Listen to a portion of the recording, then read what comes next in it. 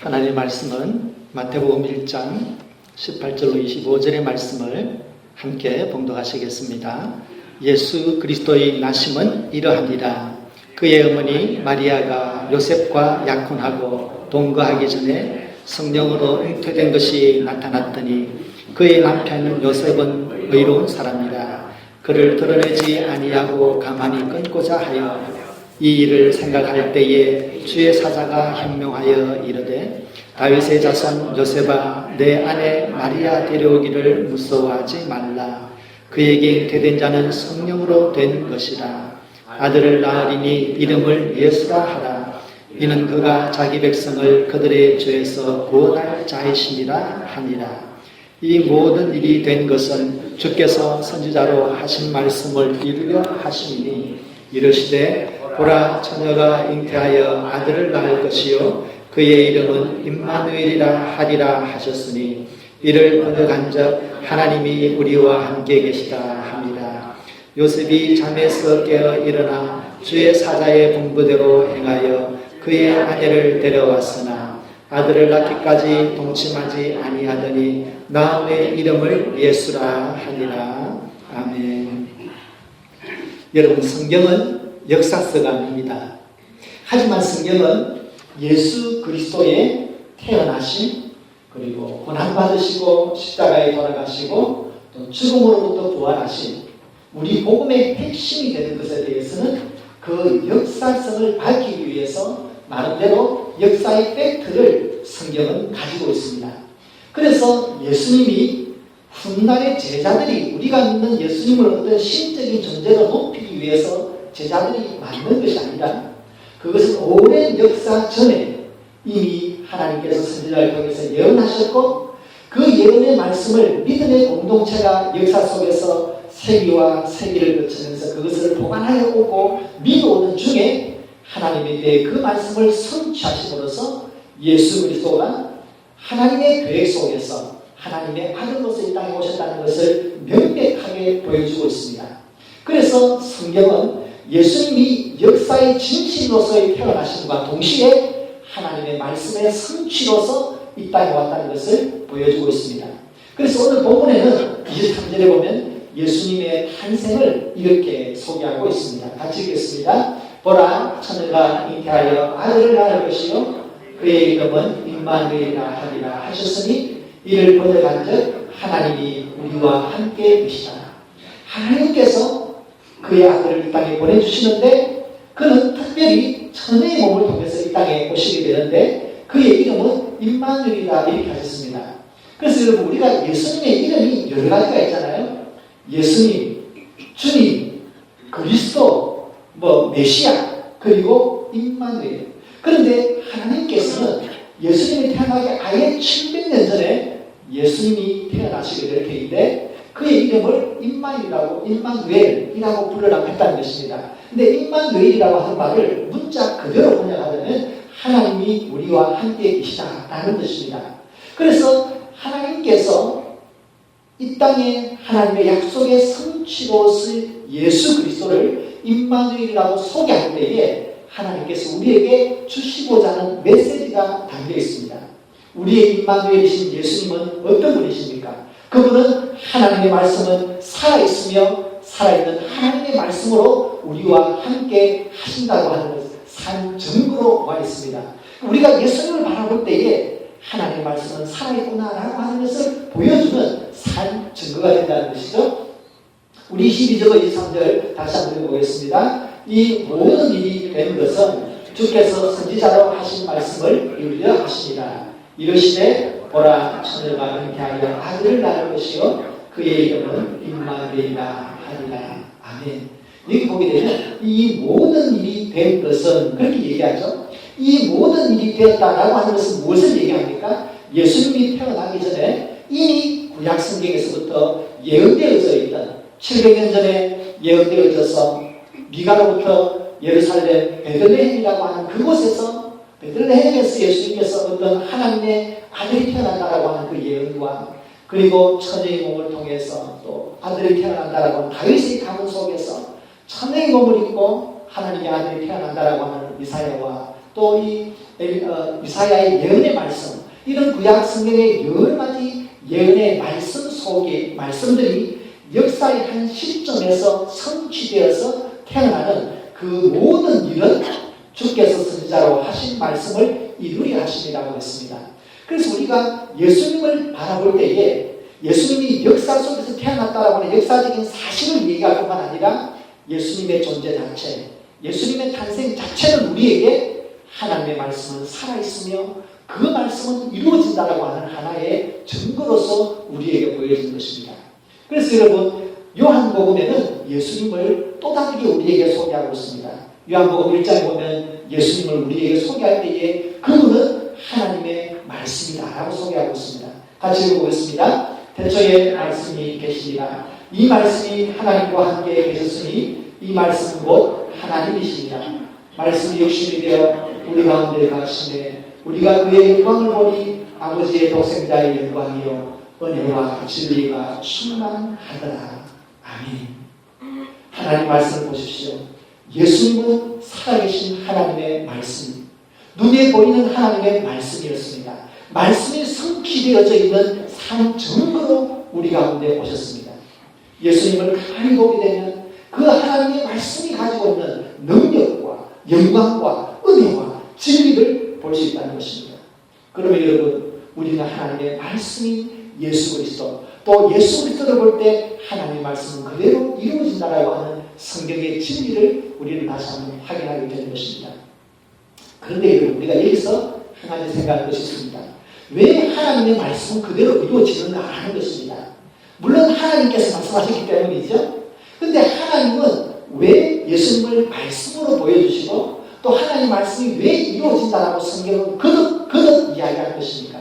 그것은 하나님의 말씀은 하나님의 본성을 그대로 가지고 있기 때문입니다.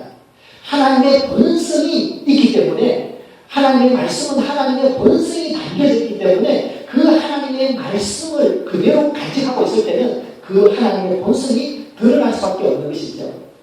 한 달 전인가요? 2달 전인가요? 한국에 있는 한강의 어떤 한 다리에서 우리 그 한국의 공수부대가 공병대가 한 폭탄을 하나 던져 얹었어요. 근데 그 폭탄은 원래 6.25 때 북한군이 내려오는 것을 저지하기 위해서 끌어들였던 폭탄이었습니다. 근데 지금도 그것이 폭발을 하면 다리에 3분의 1이 끼어져 나갈 만큼 강력한 폭탄을 건져줬습니다. 그런데 이 건져 올리는 건 아침부터 오후 늦게까지 하루 종일 건져졌어요. 그냥 크레인으로 쓱 올리면 되는데 이것을 그렇게 조심해서 끌어올립니다. 그리고 내년 봄이 되면 이것을 사육자에 가서 터뜨린다 그래요. 전쟁이 일어난 지 언제 되었습니까? 1950년대에 일어났으니까 벌써 60년이 흘러갔잖아요. 그럼에도 불구하고 이 폭탄은 여전히 살아있습니다. 왜 그렇습니까? 그 속에 화약, 폭약이 있기 때문입니다. 거기에 불만 붙이면 그것은 터지게 되어 있습니다. 마찬가지입니다. 고철덩이로 보이지만 그 속에 폭약이 있을 때 그것은 여전히 아주 강력한 과학입니다. 마찬가지로 하나님의 말씀은 하나님의 본성을 그대로 가지고 있습니다. 우리가 이 하나님의 말씀을 간직할 때에 이 본성이 우리에게 나타나는 것입니다. 그래서 시편에 보시게 되면 하나님의 말씀이 가지고 있는 하나님의 본성과 그 하나님의 본성이 어떻게 우리에게 역사하는지를 보여주는 아주 중요한, 아주 전형적인 그런 하나님의 말씀이 나옵니다. 시편 19편을 볼 텐데요. 여기 보시게 되면 하나님의 말씀이 가지고 있는 하나님의 본질이 나옵니다. 그리고 그 본질이 어떻게 역사하는지를 이야기하고 있습니다. 한번 같이 읽어보겠습니다. 여호와의 율법은 완전하여 영혼을 소생시키며 여호와의 증거는 확실하여 우둔한 자를 지혜롭게 하며 여호와의 교훈은 정직하여 마음을 기쁘게 하고 여호와의 계명은 순결하여 눈을 밝게 하시도다. 아멘.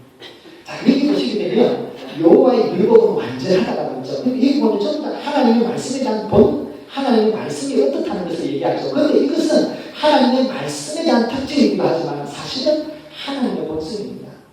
말씀이 가지고 있는 하나님의 본성은 완전합니다. 거기에는 우리의 영혼을 살리기 위해서 어떤 것을 더하거나 어떤 것을 뺄 필요가 없는 그 자체로 완전한 구원의 능력입니다.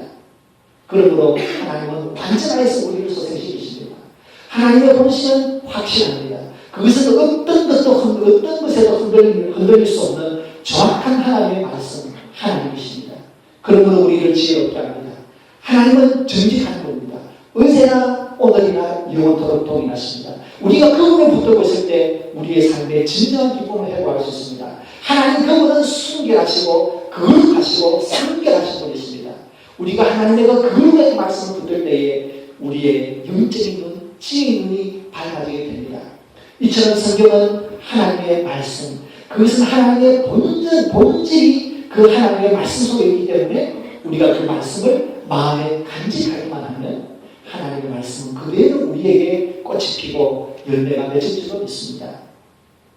여러분, 그런데 이 귀한 하나님의 말씀을 우리가 어떻게 지속하느냐라고 하는 문제가 남습니다. 이 귀한 말씀을 어떻게 하면 좋겠습니까? 우리가 고린도후서의 말씀을 한번 보겠습니다. 이 귀한 말씀을 나의 말씀으로 활용을 하고 나에게 주어지는 삶에 정말 전과 꿀이 흐르는 하나님의 말씀으로 누려야 될 텐데 성경에는 그 비결을 이야기하고 있습니다. 고린도후서 1장 20절 같이 있습니다. 하나님의 약속은 얼마든지 그리스도 안에서 예가 되니 그로 말미암아 우리가 아멘하여 하나님께 영광을 돌리게 되느니라. 아멘. 자, 여기 보시면 하나님의 약속은 그러죠? 하나님의 약속은 뭐죠? 하나님의 말씀이죠? 얼마든지 그리스도 안에서 예가 된다. 그리스도 안에서 예가 된다라고 하는 말은 예수님을 믿는 믿음 안에서 우리에게는 그대로 된다는 것입니다. 하나님의 말씀이 예수님을 믿는 성도들에게는 믿음, 하나님의 말씀 그대로, 하나님의 뜻 그대로 우리에게 성취된다는 것입니다. 그렇기 때문에 그로 말미암아 예수 그리스도로 말미암아 말씀의 성취를 보장해 주시는 예수 그리스도로 말미암아 우리가 아멘하여 하나님께 영광을 돌리게 되느니라.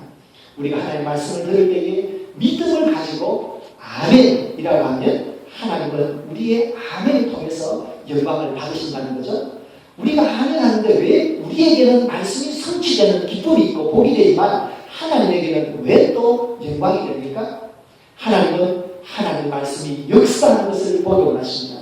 마치 예수님께서 기도하실 때 하나님의 뜻이 하늘에서 이루어진 것처럼 땅에서 이루어지십시오 라고 기도하는 것처럼 역시 하나님의 말씀은 하늘에서 그 뜻이 이루어졌으며 이제 땅에서도 성도들이 아멘하는 그 믿음의 반응 속에서 하나님의 뜻이 이루어지는 것을 보기 때문에 하나님은 그것을 영광스럽게 받아들인다는 것입니다. 그러므로 여러분, 우리가 말씀을 들을 때에 또 우리가 성경을 읽을 때에 아멘, 주님 이 말씀을 내가 믿음으로 받습니다. 아멘, 진실로 그렇습니다 라고 할 때에 그 말씀은 우리의 것이 되는 것입니다. 그러면 여러분, 제가 설교를 할 때 하나님의 말씀을 합니다. 그러면 제가 그렇게 하나님의 말씀을 선포하고 오늘날 새롭게 해석되어지는 하나님의 말씀을 선포할 때에 여러분들은 어떻게 받아들이는 것이 좋겠습니까? 아멘. 아멘으로 받으시면 됩니다. 그런데 여러분, 아멘이라고 하는 것이 어떤 분위기를 살리려고 하는 것이다, 뭐 그렇게 생각하시면 절대 아닙니다. 이것은 믿음의 언어입니다. 성경의 원리입니다. 그래서 여러분들이 그저 빌 100불짜리 꺼내서 저한테 주는 그런 것이 아닙니다. 이것은 하나님을 위한 것이고 하나님의 영광을 위한 것이며 예수 그리스도 안에서 우리의 믿음의 축복을 위한 것인 줄로 믿습니다. 그러므로 여러분, 우리가 하나님의 말씀을 귀히 여기시자. 여기 보시게 되면 그리스도 안에서 예가 된다라고 하겠습니다. 즉 우리는 예수님에 대한 믿음을 가지고 그 말씀을 간직할 때에 하나님의 말씀은 그대로 이루어진 줄로 믿습니다. 그 말씀이 이루어지는 보증이 누구입니까? 예수 그리스도입니다. 예수 안에서 하나님의 말씀은 얼마든지 우리에게 예가 되는 줄로 믿습니다. 그럼 여러분, 우리가 말씀을 들을 때마다, 말씀을 읽을 때마다 우리가 아멘하면서 하나님께서 우리에게 부어주시는 그 생명의 말씀, 복의 말씀, 축복의 말씀을 누리시기를 예수님 이름으로 부탁드립니다. 두 번째로, 우리가 하나님께서 예수님을 임마누엘이다 라고 말씀하셨을 때에 예수님은 우리에게 어떤 분이 계십니까? 임마누엘이신 우리의 예수 그리스도는 하나님의 사랑이 우리와 함께 하신다라고 하는 증거가 됩니다. 우리 20절, 21절 말씀을 함께 읽겠습니다. 주의 사자가 현명하여 이르되 다윗의 자손 요셉아, 내 아내 마리아 데려오기를 무서워하지 말라. 그에게 되는 자는 성령으로 된 것이라. 아들을 낳으니 이름을 예수라 하라. 이는 그가 자기 백성을 그들의 죄에서 구원할 자이십니다. 아멘. 구약에서는 예수님의 이름을 임마누엘이라고 했습니다. 그런데 신약시대에 예수님이 태어나기 전에 하나님의 가브리엘이 와서 예수님의 이름을 예수다 이렇게 전하라고 했습니다. 그런데 여러분, 예수라고 하는 말의 뜻은 오늘 본문에 보면 뭐라고 얘기했죠? 이는 그가 자기 백성을 그들의 죄에서 구원할 자이시다. 그러니까 죄로부터 구원하실 분이라고 하는 말이 바로 예수라고 하는 말입니다. 그래서 우리가 예수님이라고 부를 때는 거기는 언제나 무엇이 관계되는 이야기입니까? 죄와 죄에 대한 용서가 있는 이야기입니다. 성경에 있어서 죄는 언제나 흔적을 남깁니다. 다윗이 하나님 앞에 죄를 저질렀을 때 그가 비록 하나님에게 용서를 받았지만 그 죄가 가지고 있는 흔적, 그 죄의 상처는 그의 삶에 있어서 두고 그를 끌었다 했습니다. 그런데 이런 죄의 상처는 모든 사람에게 있습니다. 그것은 성경의 원리이고 하나님의 원리입니다. 하나님 앞에서 우리가 죄를 저지르면 우리에게는 반드시 죄에 대한 상처가 남겨져 있습니다. 태초에 에덴 동산을 생각해 보십시오. 거기에는 어떤 것도 부족함이 없었습니다. 그러나 인간이 하나님의 말씀에 불순종할 때에 그들의 마음속에 제일 먼저 남긴 죄의 흔적이 무엇입니까? 부끄러워. 하나님 앞에서 숨었습니다. 나는 부끄러웠습니다. 하나님으로부터 부끄러움과 두려움을 가지고 하나님으로부터 피하는 것이 바로 죄의 흔적이었습니다. 가인이 동생 아벨을 죽였습니다. 아벨에게 남긴 죄의 상처는 무엇입니까? 자기가 동생을 죽인 것처럼 다른 사람들은 나를 죽일지 모른다라고 하는 두려움이었습니다. 인간에 대한 철저한 불신이었습니다. 그처럼 죄는 언제나 우리의 마음속에 깊은 상처와 흔적을 남깁니다.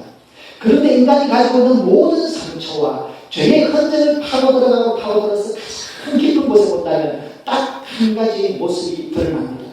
그것은 하나님으로부터 멀어지는 것입니다. 하나님으로부터 멀어지는 것입니다. 그래서 여러분, 우리가 기도할 때 우리의 기도를 방해하는 것 중에 무엇입니까? 사탄이 가장 잘 활용하는 방법은 우리의 죄를 생각나게 하는 것입니다. 그리고 우리의 죄책감을 느끼게 하고 우리에게 부끄러움을 주면서 기도에 집중할 수 없도록 하는 것입니다. 왜입니까?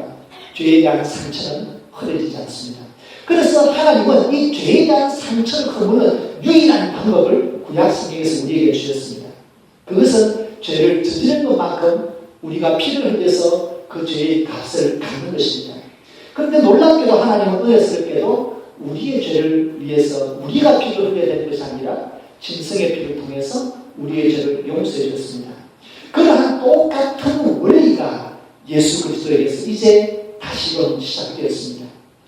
하나님의 아들 성령으로 태어난 예수님은 하나님의 본성을 그대로 가지신 완벽한 사람이요 완벽한 하나님 자신이었습니다.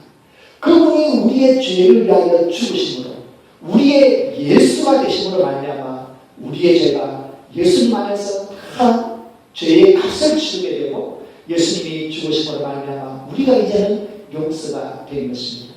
그래서 우리는 예수님의 죽으심을 나를 위한 죄인 줄로 믿습니다. 나의 죄 때문에 예수님께서 돌아가신 줄로 믿습니다. 라고 우리가 고백할 때에 우리의 죄가 용서되고 우리가 하나님의 자녀가 되고 예수 그리스도의 사람이 되는 것이죠.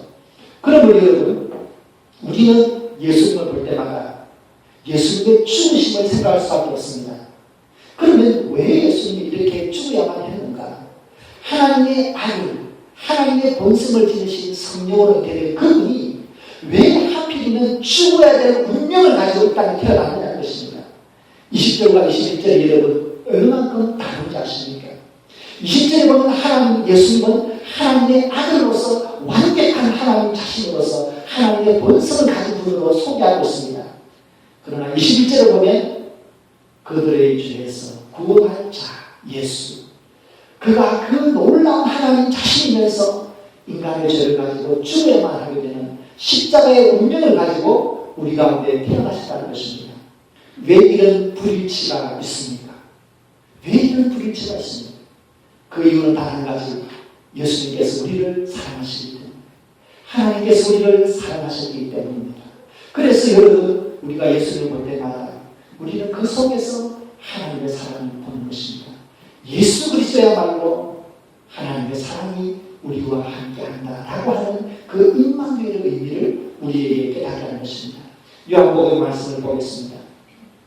요한복음 3장에 보면 하나님의 사랑을 이렇게 이야기합니다. 같이 읽습니다. 하나님이 세상을 이처럼 사랑하사 독생자를 주셨으니 이는 그를 믿는 자마다 멸망하지 않고 영생을 얻게 하려 하십니다.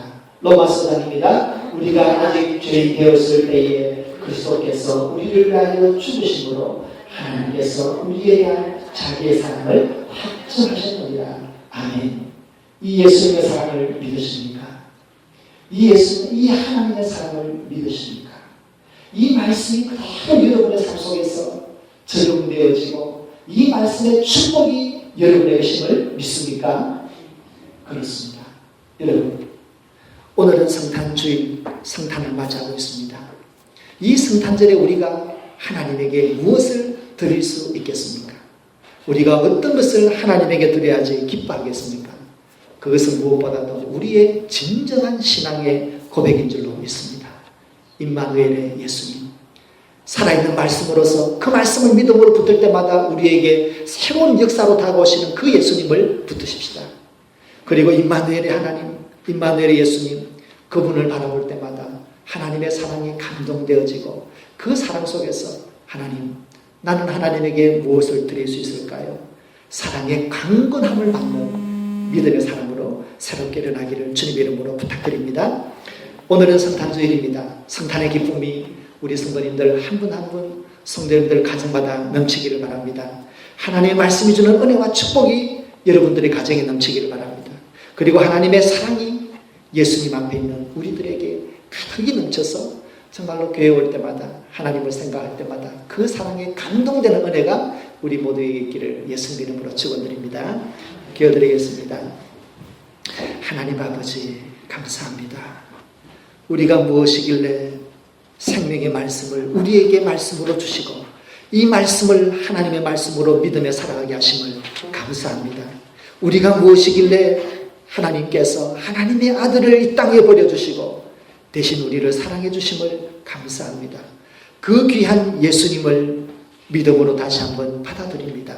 이 성탄주일에 귀한 예수님이 나의 주님으로 고백되어지는 이 영적인 특권과 믿음 주심을 감사합니다. 하나님 아버지, 우리가 하나님 앞에 믿음 생활하면서 이 예수 그리스도의 사랑의 강건함을 받아서 믿음으로 나아갈 수 있기를 원하오니 오 성령 하나님, 우리의 마음속에 살아있는 믿음을 부어주시옵소서. 성령의 은사를 부어주시옵소서. 말씀의 은혜를 더하여 주시옵소서. 믿음의 입술이 열려질 수 있도록 주님 함께하여 주시옵소서. 예수님 이름으로 기도드립니다.